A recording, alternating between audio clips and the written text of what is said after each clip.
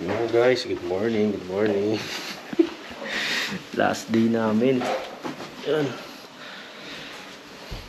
Good morning, pre. Good morning. Morning, good morning. Ay, pre, morning, pre!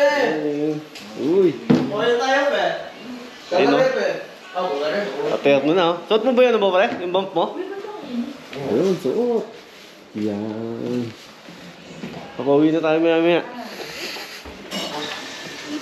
Yun. Hey.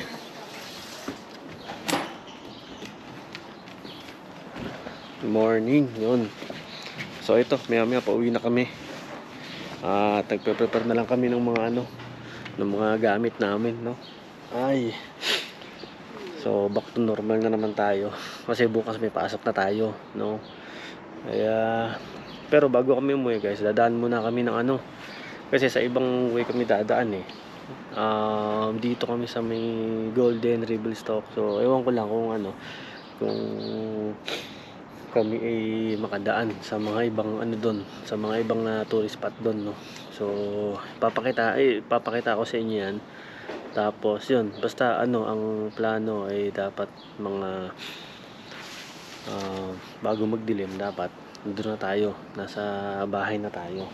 Gaya ng sabi ko sa inyo, sobrang hirap bumiyahe ng rito ng gabi, lalo pag doon sa bundok na. So ingat-ingat din syempre. Kaya tapos yun, overall the best. Una-una Jasper, yun, sobrang ganda sa Jasper, guys, sobrang ganda. Tapos kahapon, nung isang araw nag-Lake Louise sa Lake Moraine tayo.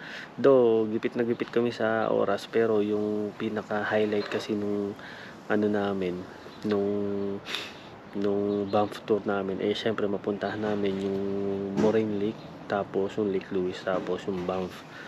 Kaya nga medyo unti lang yung napuntahan natin doon, pero ganun pa man, syempre sobrang saya, tsaka sobrang worth it yung pagpunta namin doon, no? Kita nyo naman sa mga picture natin, sobrang ganda.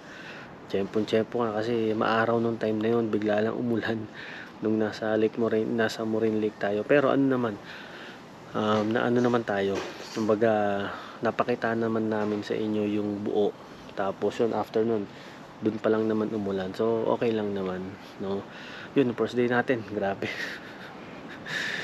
Sobrang pagod na pagod, nakita nyo na naman sa natin, sa video natin, no? Sobrang pagod pero worth it yon.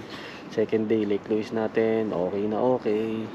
Tapos kahapon yun, yung Calgary trip natin, yun, sobrang rin yun, sobrang okay na okay din, no?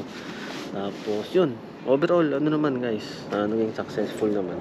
So yun, praying kami na yun, sa pag-uwi namin mamaya, syempre gabayan tayo ni Lord kung paano tayo nila rito sa lugar na to. Ganoon din sana yung pag-iingat na na ibigay niya sa atin pag pauwi na tayo mamaya, no?